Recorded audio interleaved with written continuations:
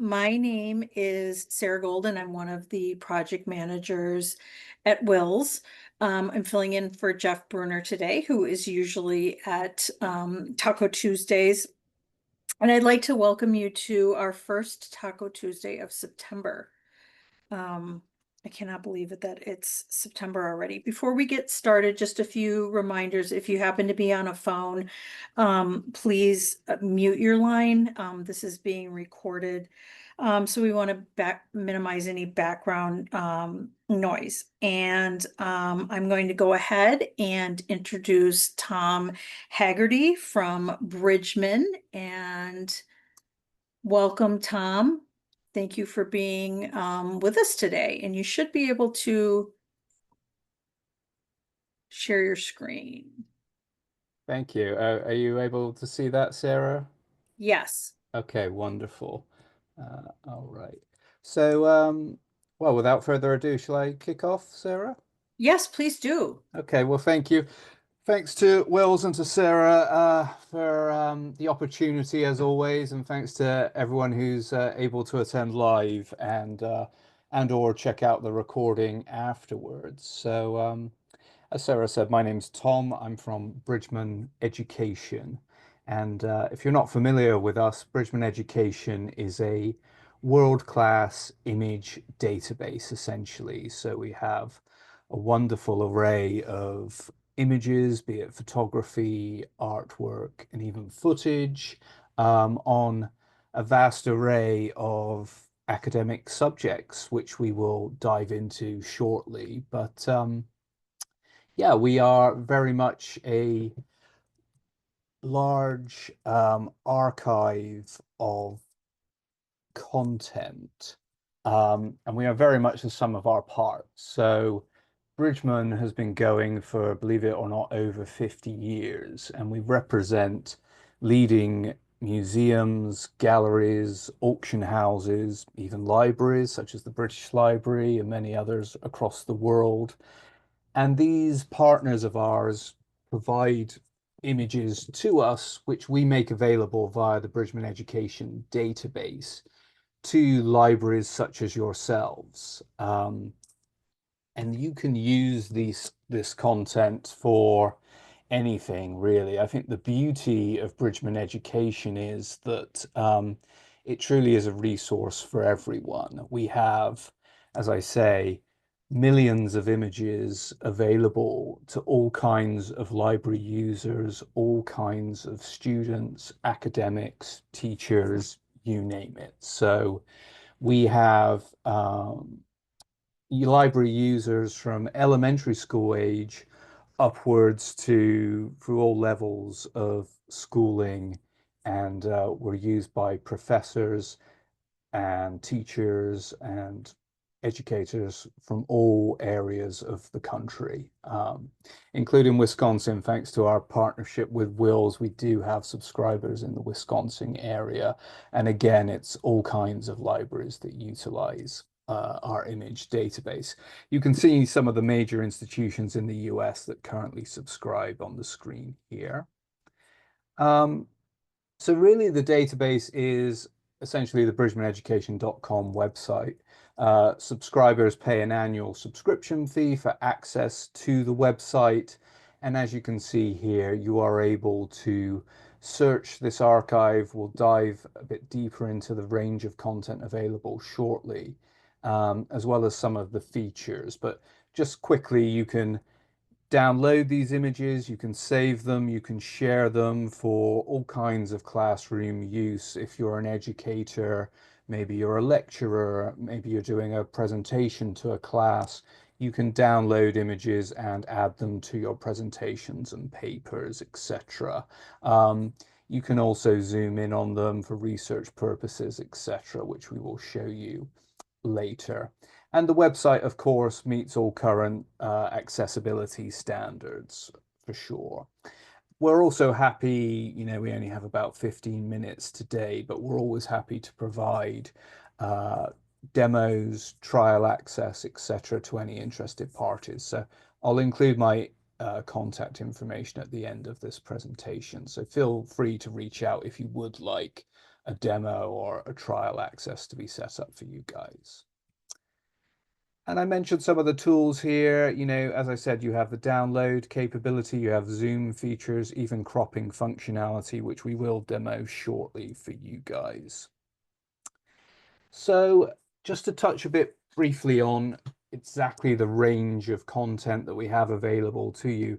It's basically any type of educational subject matter. We have images available on these subject matters. So you can see some of the curriculum topics here, and then we can just quickly do a deep dive for each one and just showcase some of the types of imagery that we have available. So first of all, ancient history, we have all kinds of archaeological materials, be they artifacts, sculpture, even photography from digs and discoveries, as you can see here.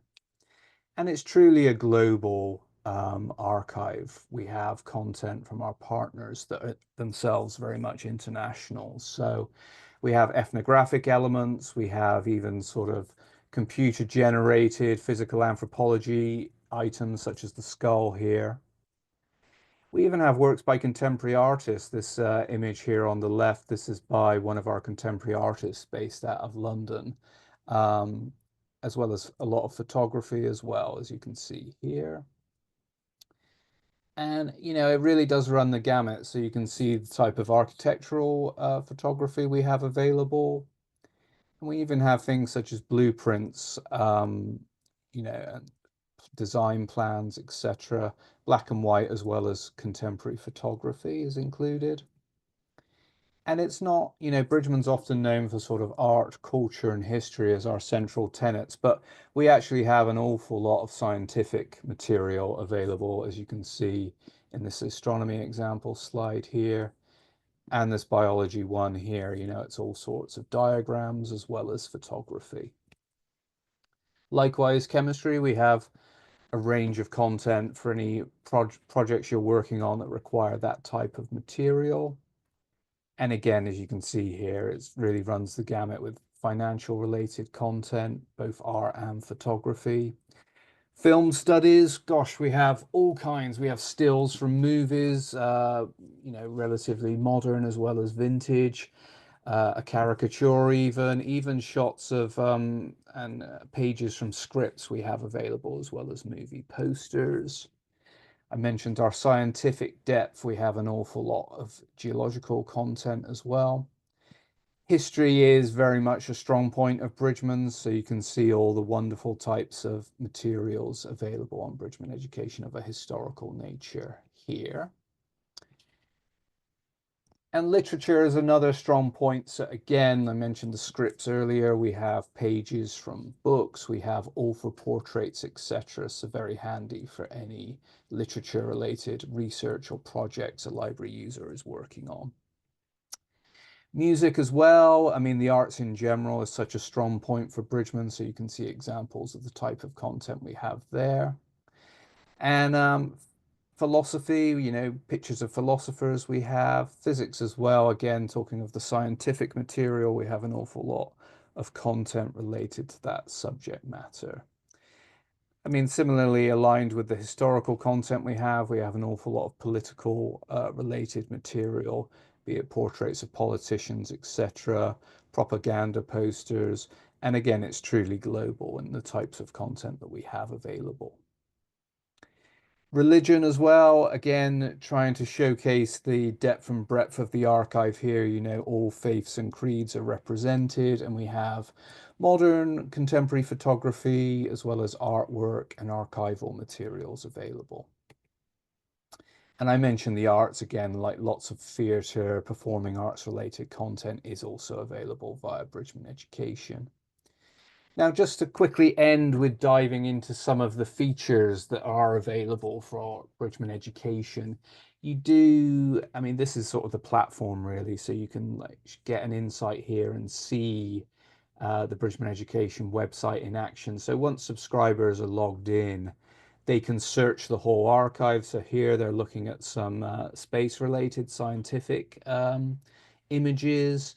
and you can download any image by simply hitting that download icon there once logged in. And you can see the JPEG file is just downloads directly to your desktop as soon as you've hit that, and you can utilize that in slideshows, which we can, or in any, paper or whatever you're working on. You can create slideshows on the website. So again, we'll just show you real quick in this example here. Say you're working on a World War II project, maybe Battle of Midway.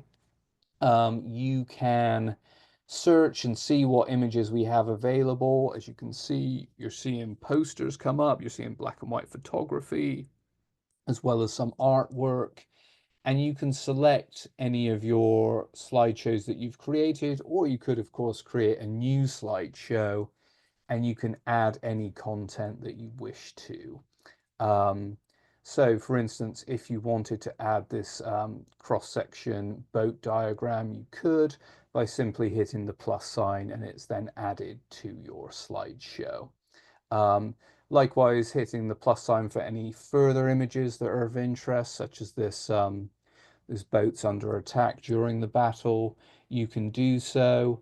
And you can basically play the slideshow once you're finished if you wish to. You can also download the slideshow, and you can share that with any one you wish to, be it a classmate, be it a teacher, for example.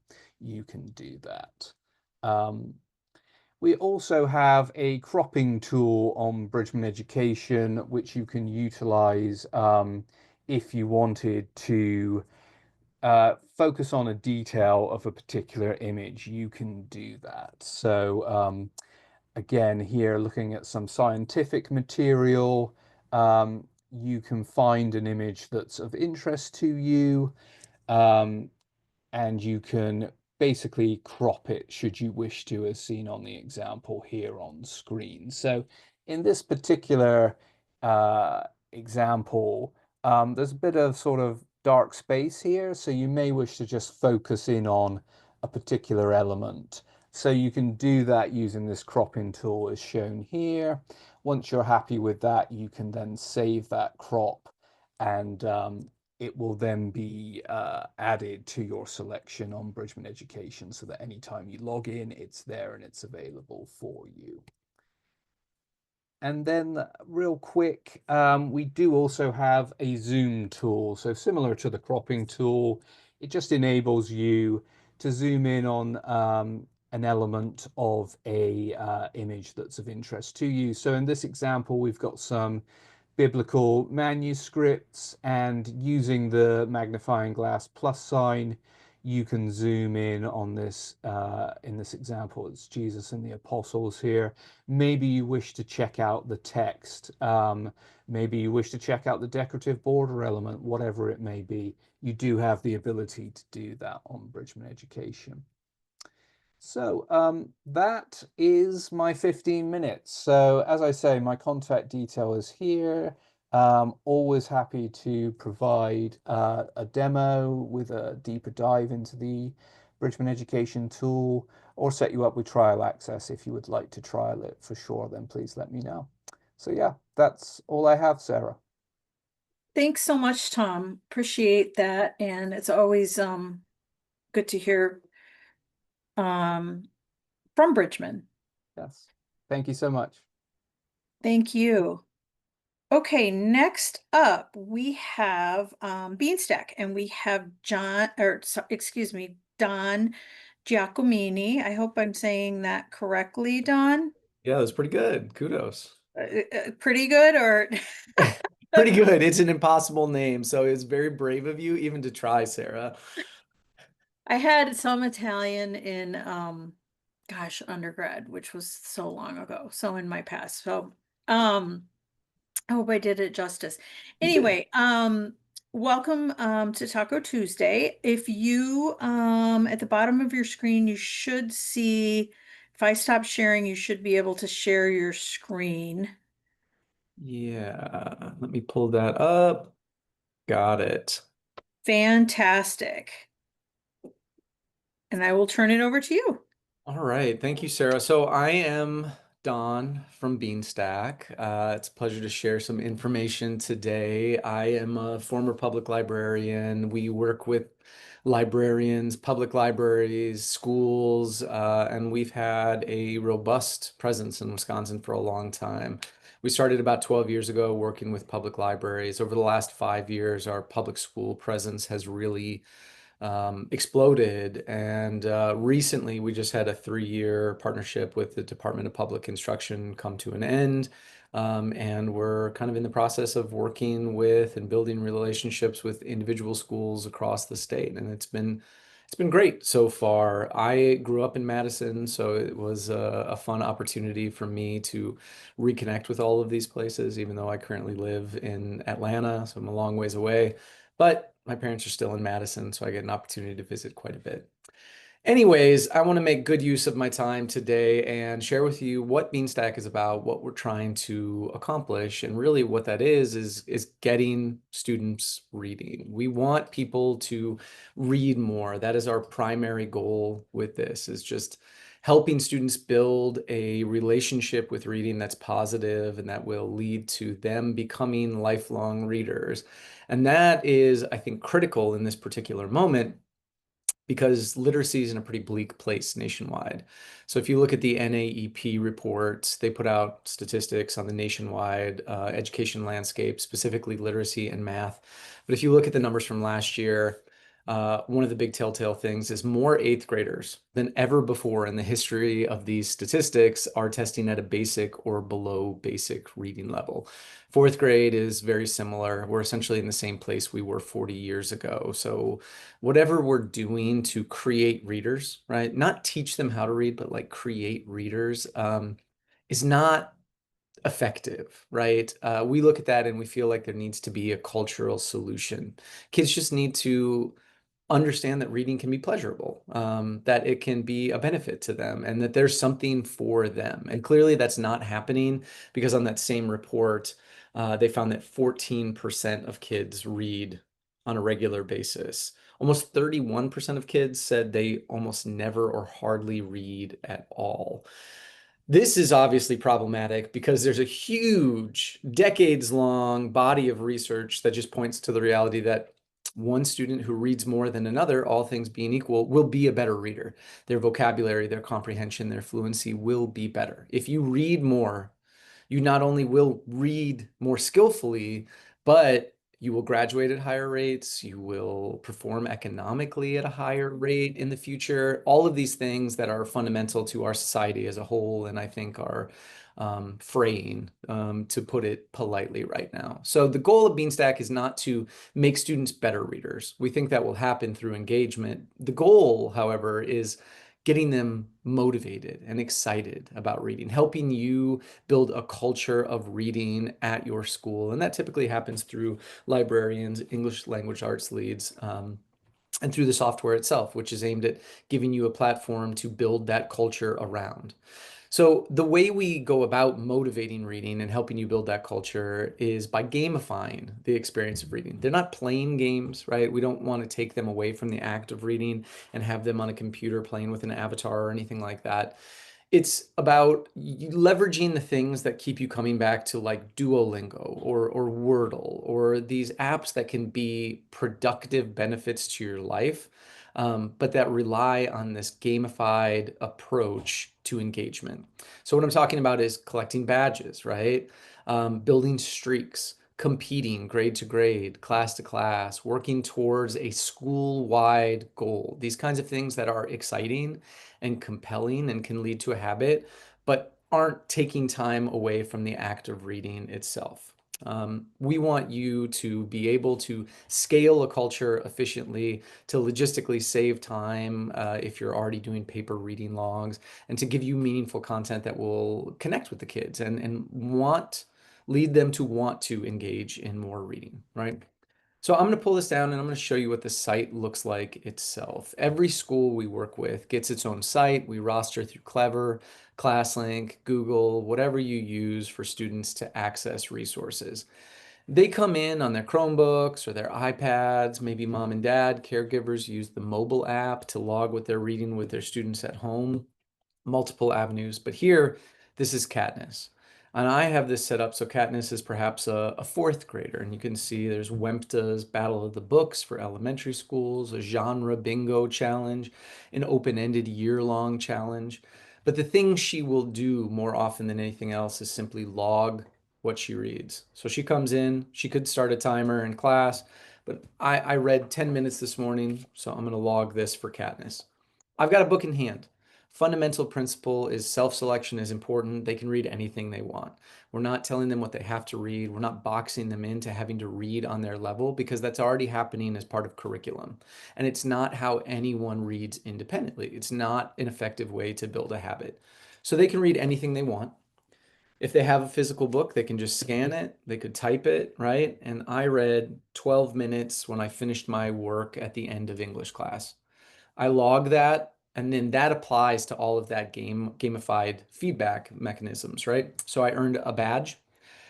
This particular badge had a prize attached to it, a book vending machine token, but that could be lunch in the library. It could be a bookmark. It could be 5 minutes with your phone if you're working with older kids. Whatever motivates your students, you can apply here to these badges. I've also added those 12 minutes to the school-wide goal. So perhaps every Friday, the principal is out on morning announcements saying, hey, we're 74% of the way towards our goal. If we hit 100, I am going to kiss a pig at a pep rally at the end of the year. It's going to be crazy, right? Easy way to consistently talk about reading and build that culture across the school.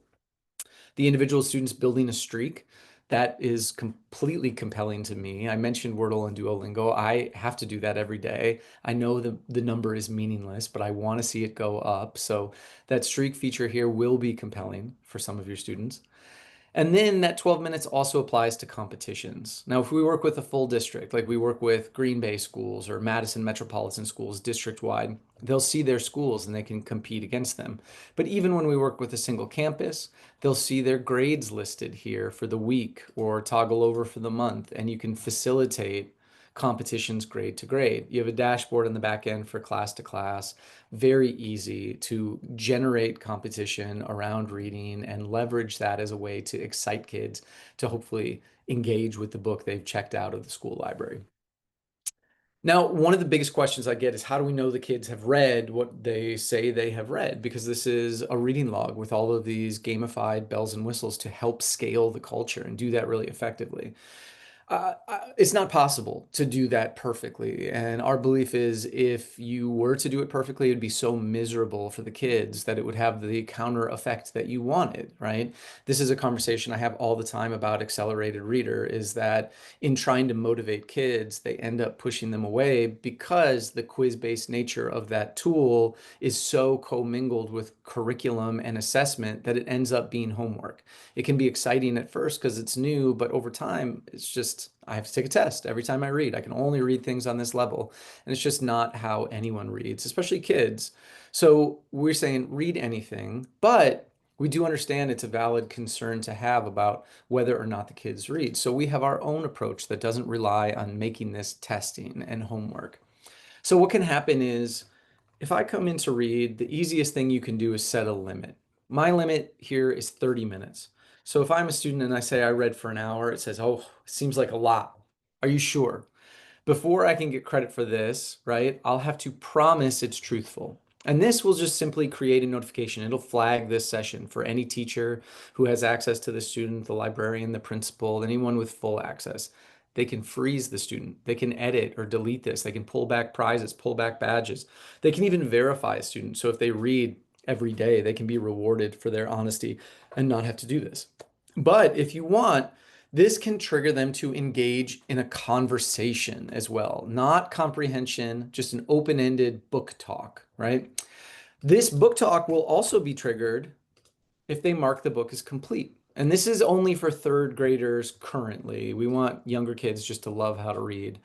But like I said, Benny will pop up here, the conversation will pop up, and it'll be an open-ended book talk like you would have with a student in the classroom or in the library. So I'm excited to talk to you about the BFG. Who's the most important character in this book? Describe their personality. The BFG is the most important, and he's really funny and kind. So this is powered by OpenAI. It will respond to whatever the kids say, the level of their language, the complexity of their thought. It's trained on Bloom's taxonomy. And after they're done, it will tell you, hey, this is a good answer, or it was copy and pasted, it was gibberish, it didn't make sense. And it will deliver the transcript to everyone with access to the student, giving you all of those insights along with a likelihood that they have meaningfully engaged. There's no way to do this perfectly, but it will give you a green, yellow, red indication based on what they have said in that conversation of how likely it is they have genuinely spent time with that book. The big thing, though, is about culture, right? If our culture does not encourage kids to read, they're going to turn to other things. One of the things you may have noticed is that here on my opening slide is my daughter. Here she is. She's almost 5 years old now. She loves to read. We go to the library every week. But even so, if I asked her, do you want to look at my phone right now, or do you want to read a book with me? She's going to look at my phone 10 times out of 10. So it's about creating a culture here in my own house where she's excited to read. We read every night because it's habit. She sees her mom and dad reading. There are books around her. This is what we want schools to be like. And we slowly want to turn this giant ship around and get more kids interested in reading. Because if we're heading in the same direction, and just last week, there were a bunch of headlines about how there's been a 20% dip in American adults who read for pleasure. If that's the direction we keep heading, not to be too dire, but like it's just not a good chance we're going to get this figured out, and things are going to change for the better.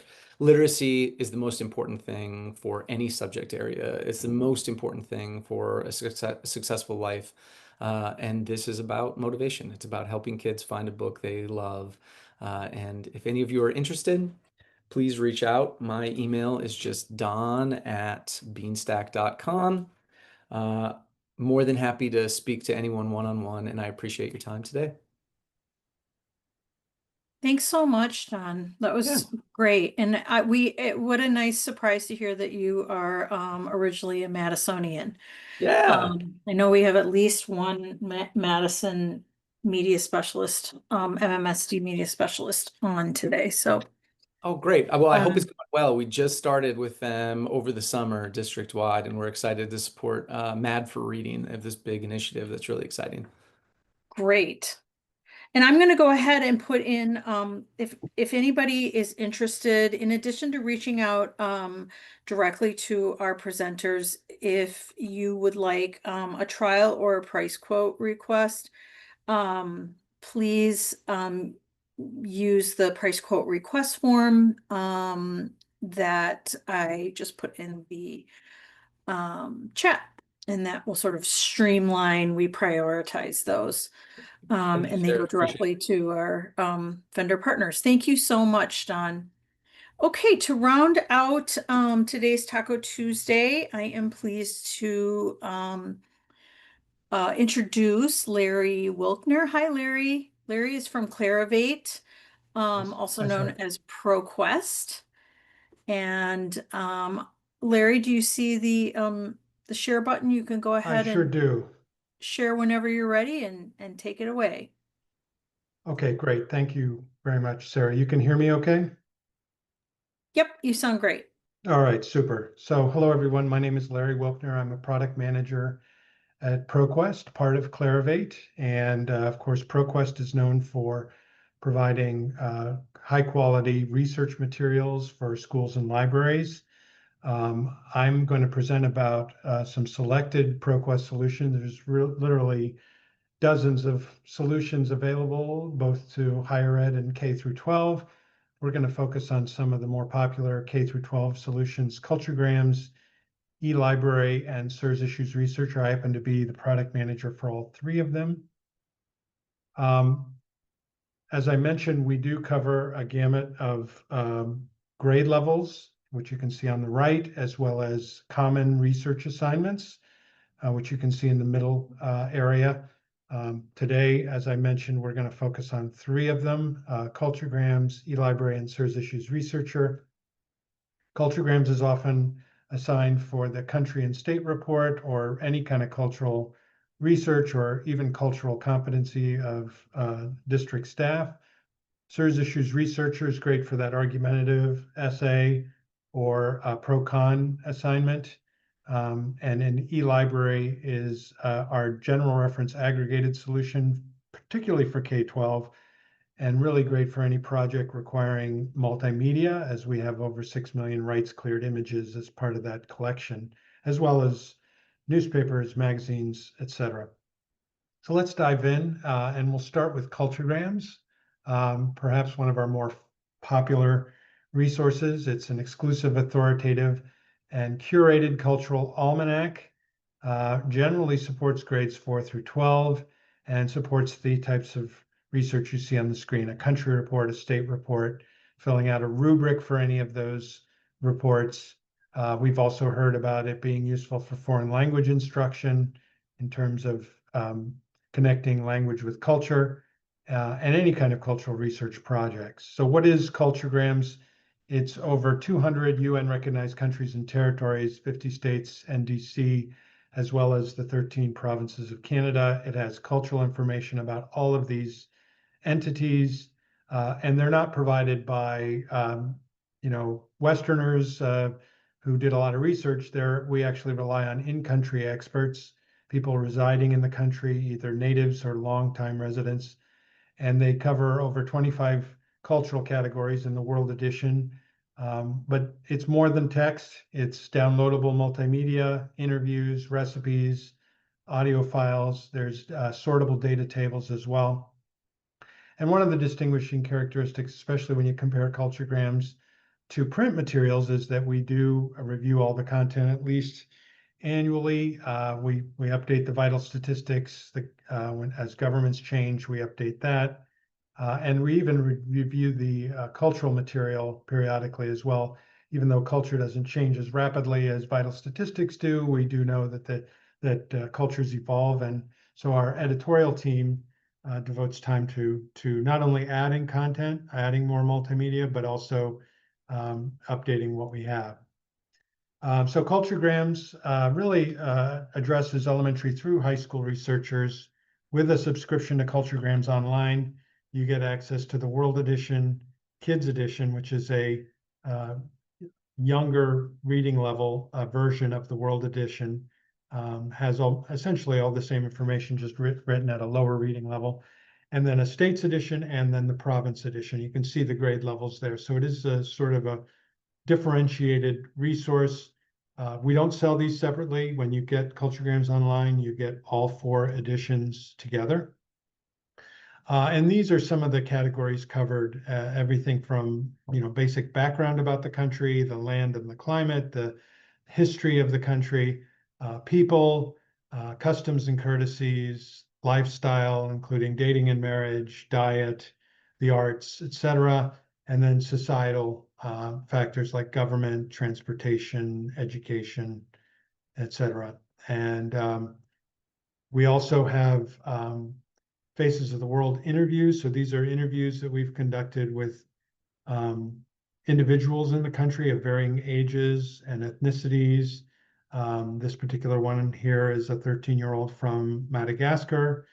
And we ask some of the same questions of each interviewee, so that it really allows for that cross-cultural comparison. And we do find that students in particular are really drawn to the interviews, particularly with students around the world who are their own age, to really find out at an intimate level how life differs in other countries. Really makes that connection to culture much deeper. And we're continually adding new interviews all the time. We have at least 2 or 3 for each country. A few countries we're still filling out. It's a fairly new feature, but we do work hard to source the materials and conduct the interviews and edit them. In terms of functionality, we do support student collaboration and digital citizenship. There's citation generator built into the application. There's document translations into almost 20 languages. You have the ability to save to Google Drive or Google Classroom. There's text-to-speech capability. You can email content. There are printer-friendly versions of the reports. So it's really robust in terms of the sharing and collaboration that is possible from within any of the reports and in the application. And we do try to make sure that there's an equal amount of content available and that the content is presented in a similar manner, regardless of which country you select. So there's sort of equity of access as well. I want to turn our attention from CultureGrams then now to eLibrary, which is our aggregated text and multimedia database, which includes a wealth of respected publishers. So when we say aggregated, we're meaning more cover-to-cover access of, say, the New York Times, Wall Street Journal, as well as a number of other publications. We find that eLibrary is most often used with grades 6 through 12. It's super for general reference research across the curriculum, whether that's science, history, even math. We have some, but it's particularly strong in the English and social science area. Any projects requiring multimedia, these are all rights cleared images for use in the classroom. So again, as long as your use is a fair use one under the copyright guidelines, you should be fine to use the images you find in eLibrary in, say, a PowerPoint or other presentation. Again, you can see some of the titles. These are just a selection of the over 2,000 titles that we have available. Chicago Tribune, Washington Post, and then image collections, Getty, Bridgeman, Agence France Presse, Torstar, and others. What really distinguishes eLibrary, however, are our editorially curated and maintained topic pages. So these are sort of best of websites that are aligned around common search queries.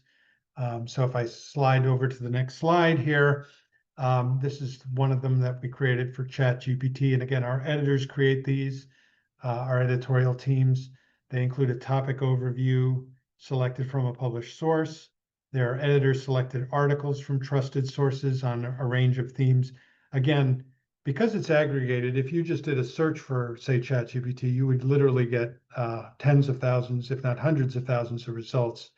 What the topic page does is it condenses it into a digestible quantity of results organized around themes and organized around content types. So books, magazines, etc., as well as images and even videos.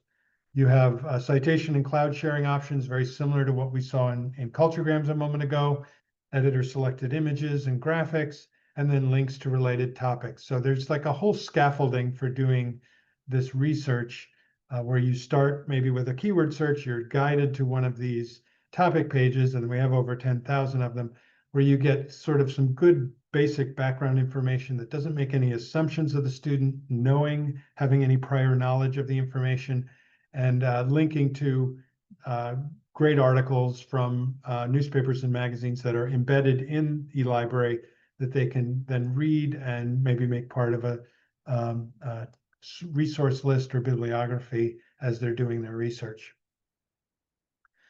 I want to transition from eLibrary now to SIRS Issues Researcher. SIRS Issues Researcher is on a similar platform to eLibrary.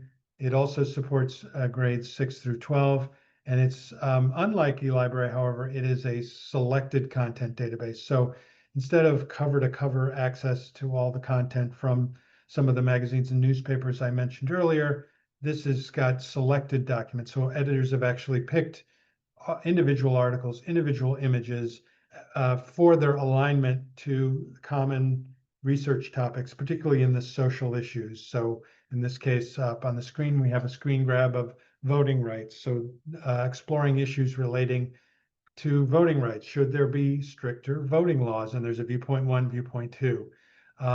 Again, this formulation just provides a model for students on how they could think about it. We're not dictating how they should. And there are links to more articles if they just want to, find a question on their own. And we also propose some critical thinking questions, so we'll look at it in a minute, to maybe stimulate their thinking. But we also have that structure there for them as well if they want to dive into the essential question that we've posited.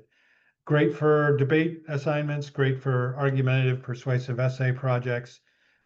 Some of the same content that you'll find in eLibrary, the difference is, as I mentioned, it's selected. So we don't have cover-to-cover access. We just pick the articles that align well with these topics. And these selections are done by our editorial team, many of them with decades of experience selecting content for libraries.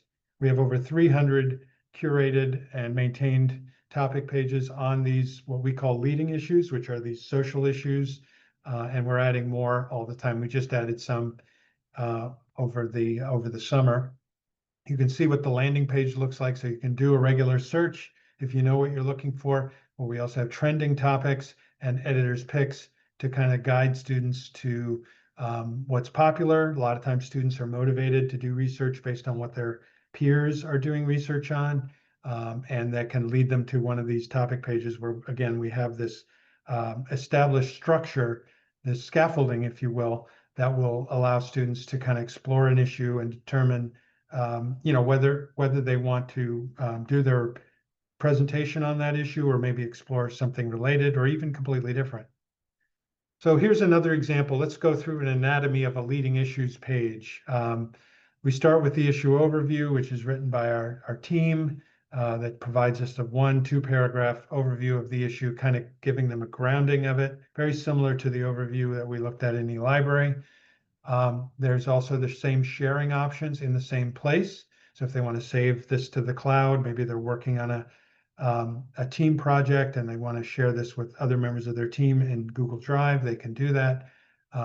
We also have Microsoft OneDrive in the case of here. There's citation, print, and email capabilities. There's an essential question. Do the benefits of social media sites outweigh the drawbacks? And then there's viewpoint, yes and a no, with supporting articles selected by our editorial team and updated. Our team is really committed to making sure that we're regularly reviewing these topic pages and adding the most recent articles that we've found on the topic to kind of give the latest view on whatever the essential question may be. As I scroll down, there's a editable research guide for the critical thinker, which is a rubric that can be downloaded, and it's a fillable PDF that kind of guides students in organizing their information, listing the facts that they've learned, maybe some names that they've picked up are key to that particular issue. It's a really great tool, and a lot of our customers say they really appreciate this, and it's something that can be used not only with researcher, but with other tools and even the open web if the students are using that as well. There's the critical thinking questions to expand their viewpoint. There's an editorial cartoon for each of the 300 leading issues. So again, supporting visual literacy skills, developing those skills. And then there's a social media timeline in this case, an issue timeline.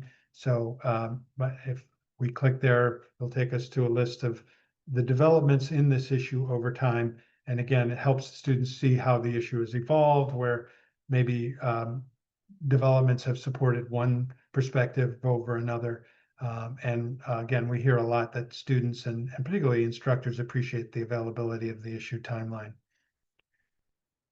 In terms of functionality, and this would hold true for both SIRS and eLibrary, again, citation generators, you have exports to Noodle Tools and EasyBib, text-to-speech, document translation. Each article has a staff written summary. So, rather than having to read the entire article, student can read the summary and determine whether it's going to align with the research they're doing. We have subject heading indexing that can be used to dive deeper into a particular subject. There's exports to some of the more popular cloud-based saving solutions.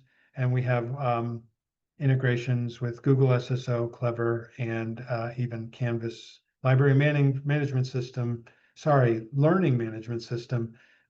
through the LTI capability. So with that, I'll just open it up for any questions. If you do have any questions, particularly about subscription information that you need, Christy Killen is your digital account manager, and I've included her contact information here, and feel free to reach out to her for any questions, or of course you can always go to Sarah and she can direct those questions to Christy as well. So with that, I'll just thank you very much for the opportunity to present today. Thanks so much, Larry. We appreciate it. And I have to tell you that CultureGrams, back when it was in the 3-ring binders, was one of my, as a new librarian, reference librarian, that was probably one of my most promoted resources.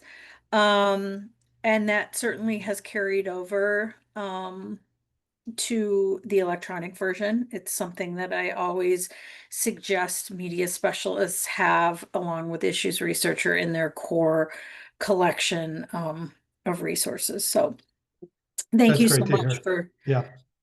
for sharing those. And thanks everyone for attending today. We certainly appreciate you taking the time, and just want to remind you that we have another session, Taco Tuesday, on September 16th, and we will be joined by Backstage Library Works, Gale, Newsbank, and Educate Station. So thanks again. Have a great first week of September, and hopefully we will see you back here on September 16th. Thanks all.